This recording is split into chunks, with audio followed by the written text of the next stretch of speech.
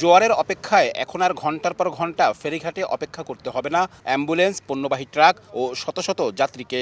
মোংলা নদীতে ড্রেজিং করায় জোয়ারের পাশাপাশি ভাটার সময়ও চলবে ফেরি। শুধু তাই নয়, দিনের পাশাপাশি রাতেও সচল থাকবে ফেরি চলাচল।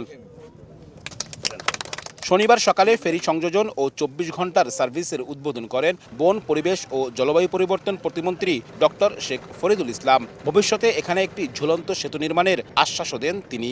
আগে ৬ ঘন্টা চলতো, ৬ ঘন্টা বন্ধ থাকতো। সেই জিনিসটাকে আমরা এখন বিরতিহীন ২৪ ঘন্টার জন্য চালু করলাম। যতক্ষণ পর্যন্ত আমাদের সেতু না হচ্ছে ততক্ষণ পর্যন্ত এই দুর্ভোগের জায়গাটা আমরা কমিয়ে আনতে পারছি এবং মানুষ স্বস্তির জায়গায় থাকছে।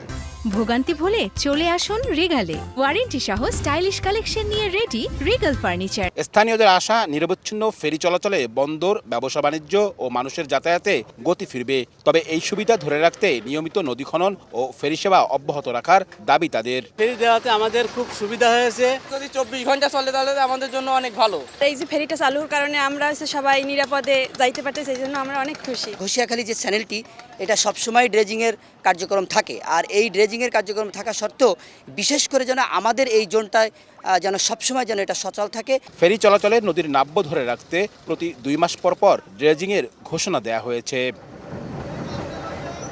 আব্দুল্লাহ আল মামুন রুবেল, সময় সংবাদ, মোংলা।